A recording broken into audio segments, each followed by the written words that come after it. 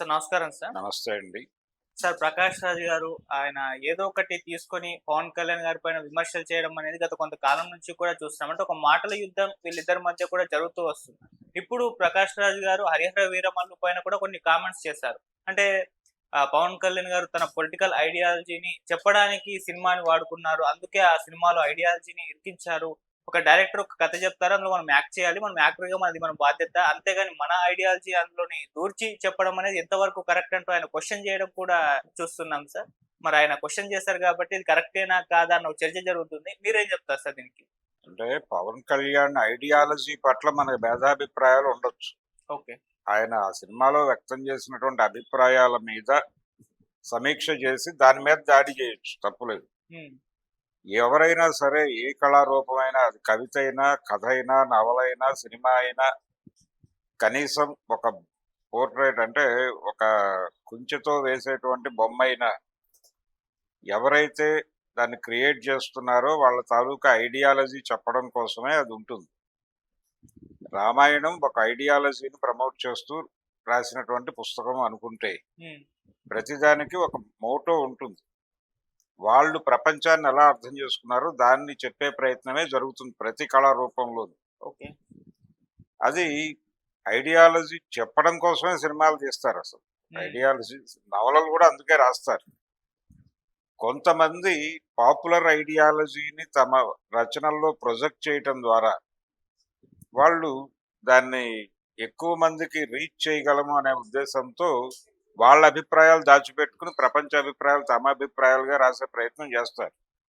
వాళ్ళని popular writers అంటారు. వాళ్ళు కూడా ఎక్కడో ఒక చోట తమని తాము జొప్పించుకుంటారు దానిలోకి. ఓకే. ఇది జనరల్ గా జరిగే పద్ధతే. ఇప్పుడు ఐడియాలజీ తమిళ సినిమాల్లో చాలా బలమైనటువంటి ఒక ద్రవిడ ఐడియాలజీని చెప్పే ప్రయత్నం జరిగింది సినిమాల్లోని. సినిమాని ఒక ప్రచార వాహకంగా ఎంచుకుని సినిమాలు తీసిన వాళ్ళు అనేక మంది ఉన్నారు. ఈ అనేక మందిలో మాదాల రంగారావు లాంటి వాళ్ళు ఉన్నారు. ఇప్పుడు ఆ రోజుల్లో గొడవలు రామబ్రహ్మం గారు మాలపిల్ల, రైతు బిడ్డ, ఆ సినిమాలన్నీ ఒక ఐడియాలజీ చెప్పడం కోసమే తీశారు. ఎన్టీ రామారావు గారు తోడు దొంగలు సినిమా ఒక ఐడియాలజీ చెప్పడం కోసమే తీశాడు. ఆ తర్వాత ఆయన తీసినటువంటి అనేక సినిమాలు, అది పాండవీయం కావచ్చు, లేకపోతే తాతమ్మ కళ కావచ్చు, ఇలా ఆయన చేసిన సినిమాలు పట్టాభిషేకం, వీటన్నిటిలోనూ ఆయన తన ఐడియాలజీని చెప్పడం కోసమే సినిమాలు తీశాడు. ఐడియాలజీ మీద డిఫరెంట్ ఒపీనియన్స్ ఉన్నాయి. ఐడియాలజీ మీద డిఫరెంట్ ఒపీనియన్ ఉండటం వేరు. అసలు ఐడియాలజీ ఉండటమే తప్పు అనటం కరెక్ట్ కాదు. ఐడియాలజీ చెప్పడం కోసమే కళారూపం ఉంది. ఎవరైనా ఒక కవిత రాస్తే ఆ కవితలో వాళ్ళ ఐడియాలజీనే చెప్పుకుంటారు. ఓకే. ఈ హరిహర వీరమల్లులో పవన్ కళ్యాణ్ గారు అంటే ఒరిజినల్ గా క్రిష్ అనుకున్నటువంటిది జ్యోతికృష్ణ మాటల్లో చెప్పాలంటే హ్మ్. ఆయన ఒక అడ్వెంచరస్ డ్రామా, ఒక అడ్వెంచరస్ ఎమోషనల్ డ్రామాని బిగ్ స్కేల్లో తీయాలి పవన్ కళ్యాణ్తో అని అనుకున్నాడు. పవన్ కళ్యాణ్కి పీరియాడికల్ మూవీ లేదు, హ్మ్. కాస్ట్యూమ్ డ్రామా లేదు. అందుకని ఒక కాస్ట్యూమ్ డ్రామాలో పవన్ కళ్యాణ్ని పెట్టి ఆయన్ని కొంచెం హెరాయిక్ గా చూపిస్తూ ఒక రాబిన్ హుడ్ తరహా క్యారెక్టర్, చాలా లిమిటెడ్ లైన్ అది. ఒక రాబిన్ హుడ్ దొంగతనాలు చేసి జనాలకి, బాధల్లో ఉన్నటువంటి జనాలకి పంచిపెట్టేటువంటి ఒక మంచి దొంగ. ఆ మంచి దొంగ దగ్గరికి ఒక కేసు వస్తుంది. ఆ కేసుని అతను అట్లా పర్సూ చేశాడు అనేది ఒక అడ్వెంచరస్ ట్రావెల్ ఉంటుంది, అంతే. అతని ఒరిజినల్ ఐడియా అది. ఇతనికి పుట్టుక మరణము ఇలాంటివి ఉండవు ఈ క్యారెక్టర్. అది అలా ఉంటుంది సినిమాలో, అంతే. అయితే వీళ్ళు ఎప్పుడైతే జ్యోతికృష్ణ ఎంటర్ అయ్యాడో తను తను ఐడియా తను చెప్పుండొచ్చు, లేకపోతే పవన్ కళ్యాణ్ చెప్పుండొచ్చు ఇది ఉండాలి సినిమాలో అని చెప్పడం తప్పని నేను అనుకోవట్లేదు. ఓకే. కృష్ణ ఐడియాలజీ అయితే అంతవరకే లిమిటెడ్. ఎప్పుడైతే ప్రాజెక్ట్ వీళ్ళ చేతుల్లోకి వచ్చిందో అది పవన్ కళ్యాణ్ చెప్పే ఉండొచ్చు, చెప్పడం తప్పని నేను అనుకోవడం లేదు. ఆయన జన్మ రహస్యం అనే ఒక కార్యక్రమం, ఒక ఫ్లాష్ బ్యాక్ ఎపిసోడ్ ఉంది. ఆ జన్మ రహస్యాన్ని సినిమాకి క్లైమాక్స్ కు వాడుకున్నారు. హ్మ్. ఆ జన్మ రహస్యంలో ఆయన ఒక అంటే ముస్లిం రూలర్స్ కింద అణిగిపోయినటువంటి, అంటే రహస్యంగా తలదాచుకోవాల్సిన పరిస్థితిలోకి హిందూ మతం వెళ్ళిపోయింది అని ఒక అంటే ఒక దారుణమైన ఊహే. అలా ఎప్పుడూ జరగలేదు. కానీ జరిగింది అని వీళ్ళు కల్పించి అదంతా కూడా రహస్యంగా వాళ్ళు ఎక్కడో దాక్కుని వాళ్ళ అనుష్ఠానాలు అవన్నీ రహస్యంగా చేసుకుంటూ ఉంటారు. అది చేసుకునే గ్రూప్‌కి ఇతను దొరుకుతాడు. ఇతన్ని వాళ్ళు పెంచుతారు. పెంచి పెద్ద చేస్తారు. వాళ్ళు ఇతన్ని ఒక సనాతన ధర్మ పరిరక్షకుడిగా తీర్చిదిద్దుతారు. ఆ తర్వాత ఆ అగ్రహారం అనండి, లేకపోతే ఆ క్యాంప్ అనండి, ఆ క్యాంప్ మీద మళ్ళీ వాళ్ళు మొఘల్ సైన్యం దాడి చేసినప్పుడు వీళ్ళని కాపాడటం కోసం ఢిల్లీ వెళ్తాడు ఇతను. ఇది ప్రోగ్రామ్.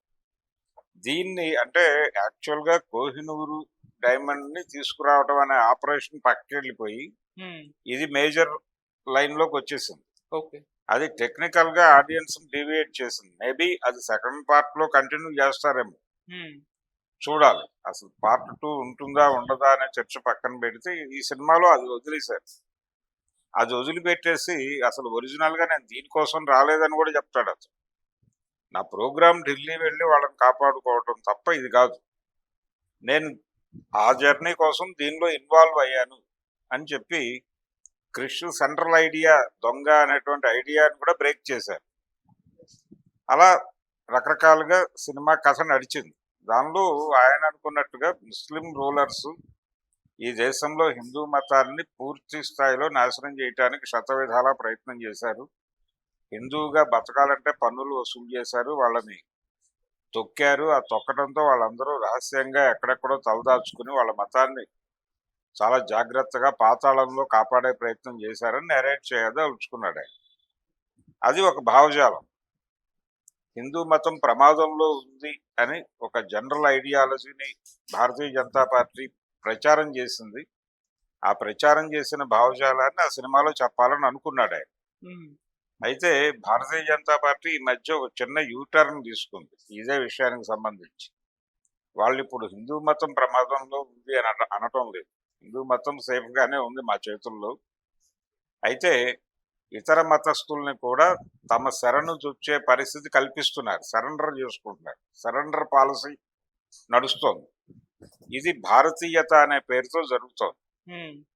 ఈ దేశంలో ఉన్న ఇతర మతస్థులను ముస్లింలను స్ట్రైట్ గా అడుగుతున్నారు, మీరు భారతీయులా అవునా కాదా చెప్పండి, మీరు వేరే మతం అయితే అయి ఉండొచ్చు, మీరు భారతీయులు అవును అని అంగీకరిస్తే సరెండర్ అయి ఉండండి అని ఒక పాలసీ వాళ్ళు ఇంప్లిమెంట్ చేసుకుంటూ వెడుతున్నారు. ఇది లేదు ఆ సినిమాలో. ఆ మొదటి ముక్క మాత్రమే అద్దారు సినిమాకి. కాబట్టి అది ఒక పర్పస్ కోసం చేసిన సినిమా అది. ఈ సినిమాని రకరకాల ప్రమోషన్స్ లో భాగంగా స్వామీజీలు వీళ్ళు కూడా మోస్తున్నారు. ఇప్పుడు కొంతమంది స్వామీజీలతో ప్రవచనాలు చెప్పించారు ఈ సినిమాకి. హ్మ్. ఆ చెప్పించడం కూడా ఒక వ్యూహం. అంటే స్వామీజీలు ఈ మధ్య కాలంలో సినిమాలు చూసి రివ్యూలు చెప్తున్నారు. కన్నప్ప సినిమాకి ఒక 60 మంది స్వాములను కూర్చోబెట్టి మోహన్ బాబు గారి సినిమా చూపించి మాట్లాడాడు. అది విడిగా మాట్లాడదాం. ఓకే. ఇలా ఈ సనాతన ధర్మం అనేది ఒక ఎలిమెంట్ గా, కమర్షియల్ ఎలిమెంట్ గా కూడా వర్కౌట్ అవుతుంది అనే ఉద్దేశంతో వీళ్ళు ఆయన చెప్పినా వీళ్ళకి వచ్చినా ఒక ఐడియాలజీని ఫ్రేమ్ చేసి చెప్పారు సినిమాలు. అది తప్పని నేను అనుకోవడం లేదు. చెప్పడం కరెక్టే. చెప్పిన తర్వాత మనం దాని మీద సీరియస్ గా అటాక్ చేయాలి. అటాక్ జరగకపోతే తప్పు, అటాక్ చేయకపోతే తప్ప చెప్పడం తప్పు కాదు. రకరకాల అభిప్రాయాలు రకరకాల పద్ధతుల్లో చెప్తారు. కొన్ని సినిమాలు రీమేక్ సినిమాలు చేసేటప్పుడు ఒరిజినల్ వెర్షన్ లో చెప్పిన ఐడియాలజీని రీమేక్ వెర్షన్ లో మార్చేసి చెప్పిన సందర్భాలు కూడా ఉన్నాయి మనకి. ఇలాంటివి అనేకం దొరుకుతాయి సినిమా ఇండస్ట్రీలో. ఒక అంటే రిజర్వ్డ్ పంచాయతీలు ఉండాలి అని కోరుకుంటూ తీసిన ఒక సినిమాని కుల ఘర్షణగా తీసినటువంటి ఒక తమిళ సినిమాని అది వర్గ ఘర్షణ అని చెప్పి తెలుగులో రీమేక్ చేశాడు మధుసూదన్ రావు గారు. హ్మ్. అది ఈయన ఐడియాలజీ. వి మధుసూదన్ రావు గారి ఐడియాలజీకి అడాప్ట్ చేసుకున్నాడు ఆ కథని.